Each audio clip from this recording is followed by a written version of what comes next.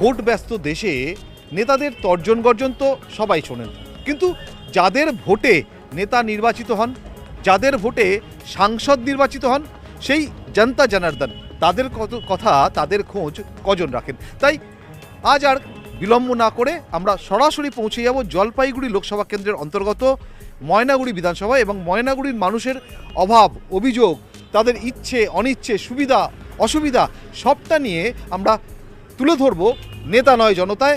আমি পারাদীপ। আছেন কেমন? আছি, চলছি আর কি। চলছেন মানে দেশের প্রধানমন্ত্রী তিনি তো বলছেন আচ্ছে দিন, ততটাই আচ্ছা? আপনিও অনুভব করছেন আচ্ছা কতটা হচ্ছে। আমরা পেট্রোল কিনছি 100 টাকায়, এই তো আচ্ছে দিনের নমুনা আর কি। বাড়িতে রান্না করতে গেলে যে গ্যাসটা প্রয়োজন সেটার দামও আকাশ ছোঁয়া।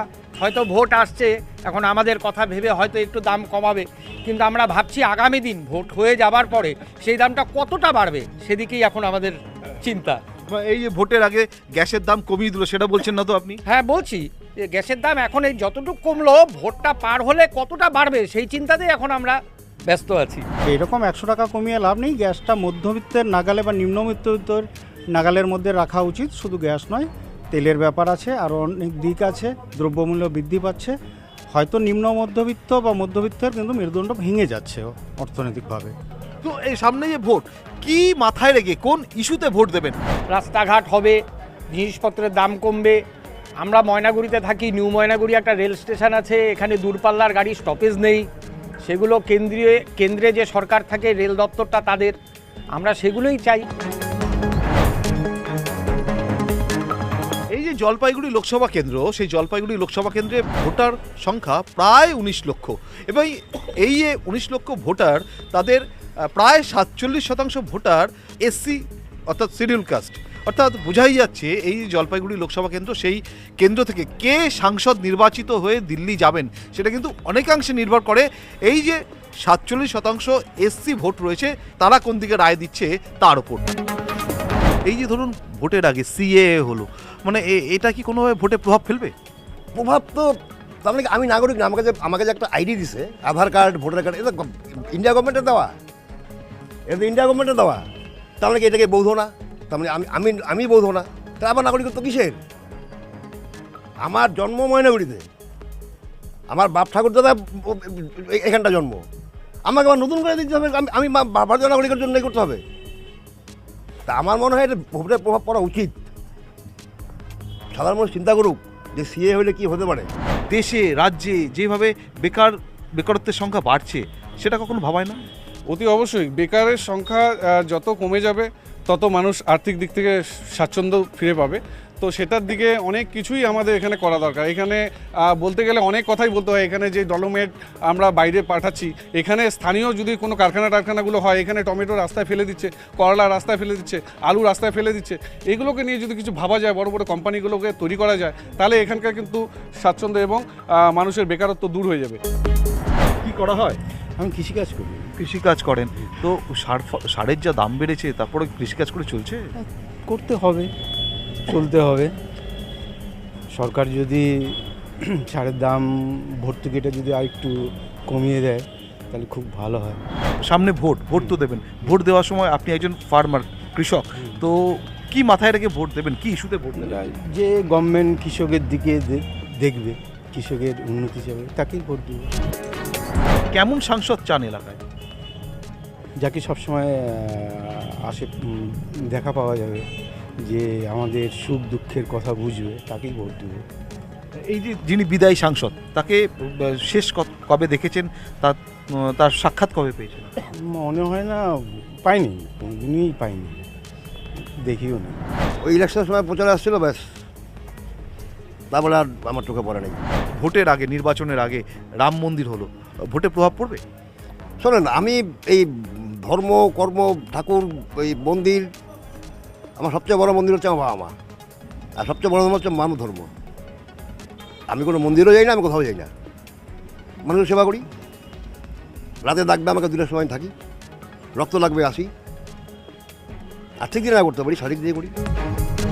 আমার ভোটের একটাই কথা, যে এই যে পেট্রোলের দাম কমিয়ে দিল, তারপরে গ্যাসের দাম কমিয়ে দিল, তারপর মমতা আমজনতা মানে আমাদের যেমন মেয়েদের জন্য 1000 টাকা বাড়িয়ে দিল, এগুলো কি শুধু এই 2 মাসের জন্য নাকি আজীবন এটা ধরে রাখবে? এবং আরেকটা কথা জানতে ইচ্ছে করে যে আমাদের এই ময়নাগুড়ি, আমি একটা ছোট্ট গ্রামের কথাই বলছি, অনেক বছর ধরেই আমি আছি, মানে আমাদের জীবনের আগে আমার বাবা কাকারা বলছি, সেইটা এখনও বদলাচ্ছে না। যেমন আমাদের এখানে একটা ভালো হাসপাতাল নেই, ডাক্তার নেই, খুব অবস্থা খারাপ, কিছু একটা হলে আমাদের জলপাইগুড়ি দৌড়াতে হচ্ছে। আমি বিগত 4 বছর ধরে এই কারণে মেয়ে নিয়ে জলপাইগুড়িতে আছি, কারণ এখানে কোনো সুযোগ সুবিধা পাচ্ছি না, ভালো স্কুল নেই, ভালো টিচার নেই। আমরা খুব কষ্টে আছি ময়নাগুড়ির মানুষ, ছোট্ট একটা গ্রাম। ময়নাগুড়িতে রাস্তাঘাটের অবস্থা খুবই খারাপ, জনতার খুব কষ্ট হয় যাতায়াত করতে, গ্রামের মানুষদের বেশি। আচ্ছা, এই এলাকার যিনি বিদায়ী সাংসদ তাকে শেষ কবে দেখেছেন? আমি তো শেষ কবে দেখেছি বলতে পারবো না, জাস্ট কদিন আগে আমাদের মার্কেটে একটা মানে মিটিং ডেকেছিল উনি, যাই হোক তখনই আমি দেখেছি। কিন্তু জানি না যে এই ময়নাগুড়ি কবে পরিবর্তন হবে। দিন যাচ্ছে, একটা পর 5 বছর কাউন্সিলর আসতেছে, চেঞ্জ হচ্ছে, আরও নেতা আসতেছে, কিন্তু কোনো পরিবর্তন নেই। যেমন কি একটা শ্মশান যে হয়েছে, ওখানে ইলেকট্রিক চুল নেই। তো এগুলো কবে আসবে আমাদের এই ময়নাগুড়ি ছোট্ট জায়গায়? সরকাররা আসে, সরকার যায়, ভোটের আগে বিভিন্ন রকম কথাবার্তা বলে। হ্যাঁ, কেউ এই ধরুন লক্ষ্মীর ভাণ্ডারের টাকা বাড়িয়ে দিচ্ছে, ওর কথাই একদম ঠিক, ওর কথা টেনেই বলছি। সেটা যদি 5 বছর বা পুরো টার্ম যদি বাড়ানো থাকে ঠিক আছে, কেউ পেট্রোলের দাম কমিয়ে দিচ্ছে, এটা যদি কমানো থাকে ঠিক আছে। অনেকেই বলবে যে হ্যাঁ পেট্রোলের দাম তো আমাদের এখানে আন্তর্জাতিক বাজারের উপর নির্ভর করে, হ্যাঁ, কিন্তু ভোটের আগে যদি আন্তর্জাতিক বাজারে বাড়া থাকে তাহলেও কমে যায়, এটা একটা মজার জিনিস। আর আপনি বললেন যে কি আপকি বার, হ্যাঁ 40 পার 400 পার, এগুলো তো দেখুন কথার কথা। আমরা এই কথার ছন্দেই এরকম কথা শুনেছি, আপকি বার, ট্রাম্প সরকার শুনেছি। মানুষ বুঝবে, মানুষ 5 বছর কেমন কাটালো তার উপর দেখে, হ্যাঁ, মানুষ তার ভোট নির্বাচন করবে। ট্রাম্প তো জেতেনি, আমরা তো বলেছিলাম গিয়ে, একটা দেশ থেকে আরেকটা দেশে গিয়ে বলেছিলাম। রাম মন্দির হলো, মনে হয় লোকসভা ভোটে ভোটারদের উপর প্রভাব পড়বে? আমাদের যে হারিয়ে যাওয়ার যে ঐতিহ্য রাম মন্দির, যেটা একটা বিরাট ব্যাপার, যেটা হচ্ছে সারা পৃথিবীর বুকে একটা ঐতিহাসিক ব্যাপার, সেই জায়গা থেকে রাম মন্দির অতি অবশ্যই এফেক্ট করবে ভোটে।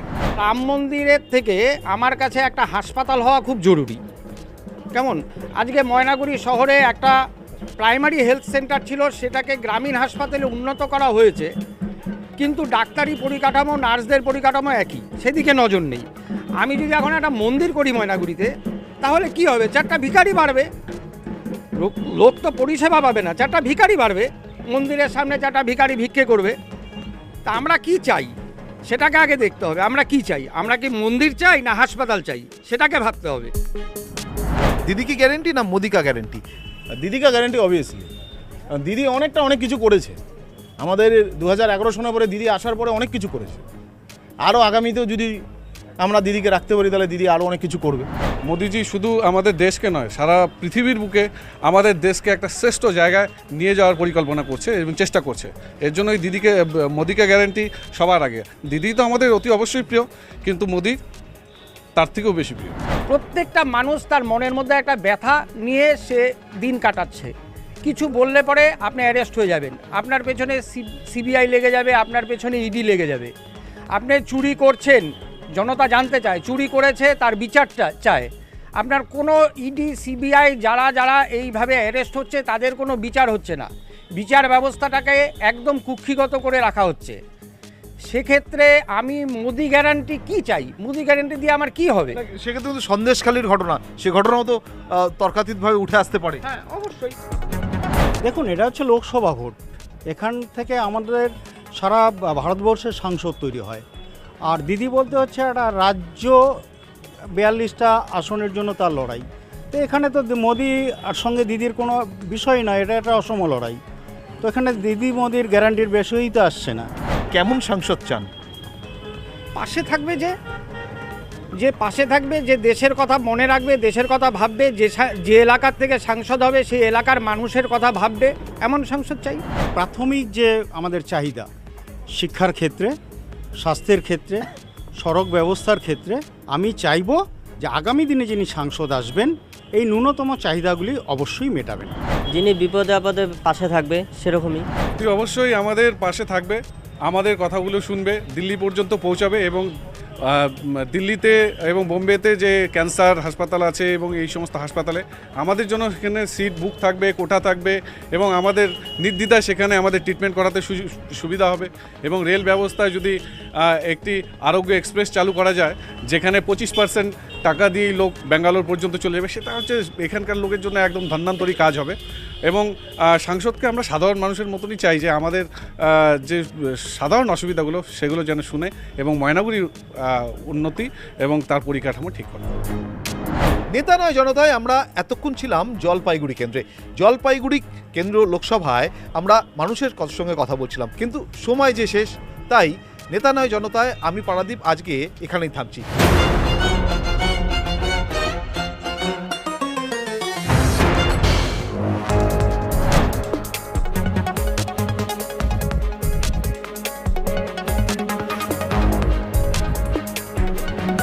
নমস্কার, নেতা নয় জনতায় আমি ইরন আরও একবার বহরমপুর লোকসভা কেন্দ্রে। বারবার ফিরে আসতে হচ্ছে, তার কারণ পশ্চিমবঙ্গে 42টা লোকসভার মধ্যে অন্যতম হাই ভোল্টেজ কেন্দ্র এই বহরমপুর।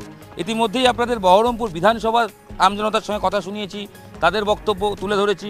কান্দির বিধানসভা, তাদের বক্তব্য তুলে ধরেছি।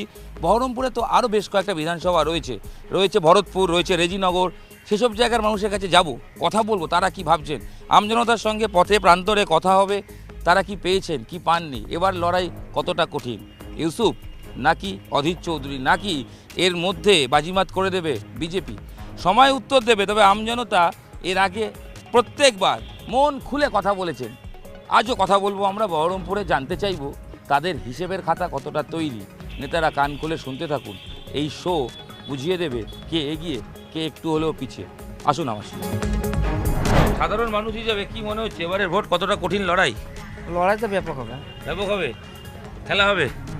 দাদা এই যে বলছে খেলা হবে, আপনার কি মনে হচ্ছে? ওদের জিতে যাবে। অজিত চৌধুরী জিতবে? হ্যাঁ। মানে এখানে খেলা হবে না? খেলা হবে। ইউসুফ পাঠান ওসময় হেরে যাবে। হেরে যাবে? হ্যাঁ, পাশে হেরে যাবে। ভোট পর লাগে শুনে। অজিত চৌধুরী কাজ করেছেন? হ্যাঁ, আমি ভুলে ট্যাঙ্কি সব দিতেছে, ওই চৌধুরী সব দিতেছে। দাদা গরম পড়েছে তো? মনটা ঠিক নাই এখন। কেন? ঠিক নাই, কি হলো? মাথা গরম হয়ে আছে। আচ্ছা বুঝলাম, বাইরের গরমের জন্য না ভোটের গরম? বাইরের গরমের জন্য। আর ভোটের গরমে? আসুক ভোট, এখন তো রমজান মাস চলছে। আচ্ছা, তো ভোটের তো লড়াই শুরু হয়ে গেছে, অজিত চৌধুরী আর ইউসুফ পাঠান। চৌধুরী গায়া 5 বার জিতেছিলেন। কি হবে তা? তাই না, এবার যদি কি হবে আপনারা আপনার এখানকার মানুষ? হেরে যাবে গো। ইউসুফ পাঠানকে বলা হচ্ছে বাইরে থেকে এসছেন। হ্যাঁ ঠিক আছে, ও তো ইউসুফ পাঠান তো ওয়ার্ল্ড ভারতের মণি, ওর গল্প আছে, ও তো ভারতের এক মণি, তাই তো? বিশ্বকাপ দুবার বিশ্বকাপ, ইয়েস ইয়েস, ভারতের মণি, ও যেখানে যেতে পারে, ভারতবর্ষে যে কোনো জায়গায় যেতে পারে। যদি ওকে বহিরাগত বলছেন, ও বলতেই পারে। মোদির প্রভাব আছে, মানে মোদির গ্যারান্টি, বিজেপির ভোট পশ্চিমবাংলা না, হ্যাঁ নেই। অধীর চৌধুরী আগে তো বহরমপুরে থাকতো, এখন তো থাকে না, দিল্লিতে থাকে। আগে মানুষের প্রতি একটা ভালোবাসা ছিল, সেই ভালোবাসাটা অধীর চৌধুরী এখন পাবলিকের সঙ্গে নাই, ওই জন্য টিএমসি সবাই বলছে। পাবলিকের সঙ্গে নেই মানে কি, জনসংযোগ কমে গেছে? অনেকটা কমে গেছে। অধীর চৌধুরী যদি আমার সামনেও থাকে তা আমি বলবো আপনি বড়ুয়াই কিছুই করেননি, কোথায় কি করেছেন বহরমপুর লোকসভায় বলতে যাবো না, কাজ হয়নি। বড়ুয়াই না, আমি চ্যালেঞ্জ করবো সামনে বসে। অধীর চৌধুরীর যে কারিশমা, যে সেটা কি কমে গেছে? অনেকটা, যদি না কমতো তাহলে বহরমপুর যে আমার নিজের জায়গা, সেখানে বিজেপির এমএলএ, আমাদের বড়ুয়া একটা বিশাল কংগ্রেসের আমাদের প্রতিমা এমএলএ ছিল, সেখানে ক্যান্সেল হয়ে সেখানে টিএমসির এমএলএ হয়েছে জীবন কৃষ্ণ সাহা, অনেকটা কম। যেখানে বামেদের ভোট আছে, আরএসপির তো একসময় এখানে ক্যান্ডিডেট ছিল প্রচুর ভোট, লাস্ট লোকসভায় তো 1% ভোট দেখা গেছে। এই মুহূর্তে বামেদের ভোট আছে, সেই ভোটটা কোথায় যাবে, টিএমসি যাবে, বিজেপি যাবে, কংগ্রেস যাবে, এটা বলা মুশকিল। উন্নয়নের কথা আমি বলতে যাবো না, অধীর চৌধুরীর উন্নয়ন না এটা আমি বলতে পারবো না, কিন্তু এই যে ইউসুফ পাঠানকে ফিকার আমাদের সারা ভারতবর্ষের, সেই বলছে বহিরাগত, বাইরে থেকে এসছে। বহিরাগত, ভারতবর্ষের লোকের বহিরাগত কোনো কথা হলো? কেউ বলছে এটা? তার জ্ঞান নাই। কেউ যদি বহিরাগত বলে আমাদের ভারতবর্ষের মানুষকে, তার জ্ঞান আছে বলে আমি মনে করি না।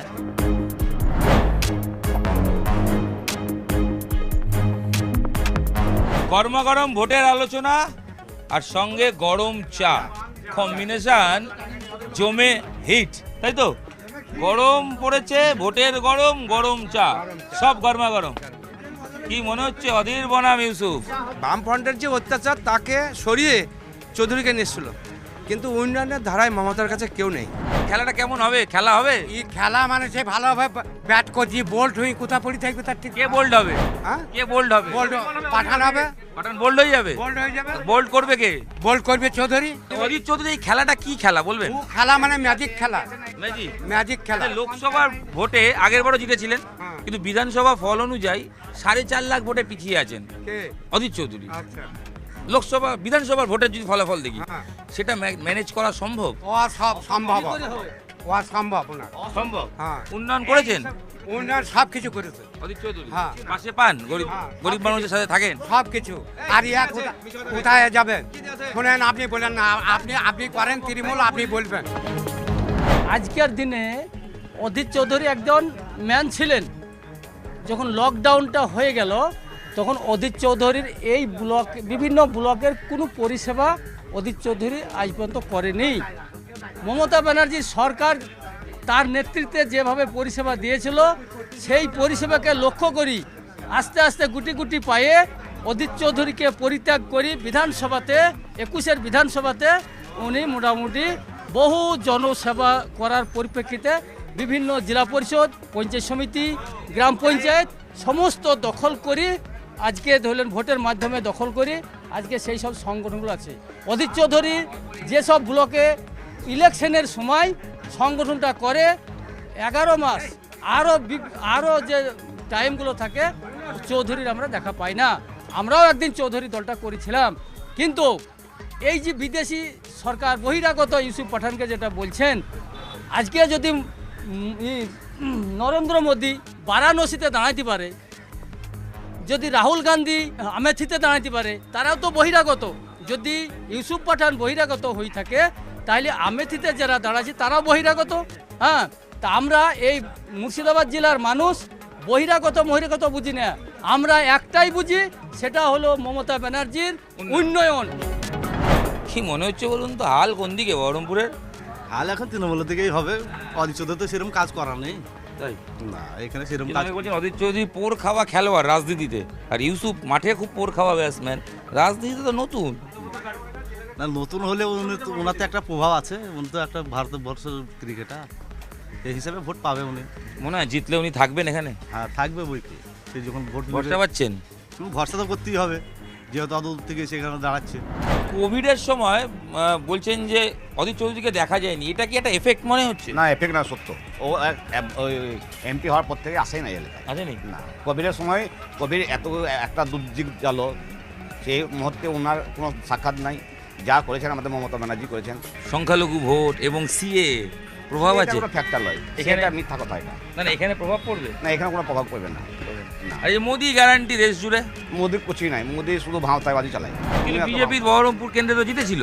যুদ্ধ ছিল, একটা যুদ্ধ ছিল, বাকি ছটা এমএলএ এখানে এসেছিলেন মমতার হাত ধরে। তাই? হ্যাঁ, আর ওদের তো কিছুই নেই, ওদের একটা এমএলএ নাই, একটা এমপি নাই। কিন্তু এমপি তো উনি কিছু নেই, কিন্তু দেখবেন ভোট আসলেই তো বিগত 5 বছরে জিতেছে। ওটা এক সময় ছিল, এখনকার 2019-এও জিতেছে ছিল। ও তো 5 বছর এমপি ছিলেন, 5 বছর এমপি থাকার কারণে আমাদের এখানে তো কিছুই হয় না। ইউসুফ তো নয়া মাল, একদম নিউ মাল। হ্যাঁ, নতুন জিনিস চলবে এখানে, চলবে। উনি তো বিশ্বকাপ জুতা একটা ম্যান, বিশ্বকাপ জয়ী ক্রিকেটার কি ভোটে জিতে যাওয়া যায়? আর উনি যখন ভোটে ইলেকশনে এসেছেন মানুষের পরিষেবা দেওয়ার জন্য, ওনাকে তো অবশ্যই জুতার দরকার আছে। খেলা হবে, খেলা 100বার খেলা। এই খেলায় অনেকে বলছেন যে অধীর পোর খাওয়া ব্যাটসম্যান বল করে দেবে, বোলার অধীর 0 বললে আউট হয়ে যাবে। বহরমপুর তুমি কার, অধীর না ইউসুফ? ইউসুফ। হ্যাঁ, ইউসুফ পাঠান। ইউসুফ পাঠান? হ্যাঁ।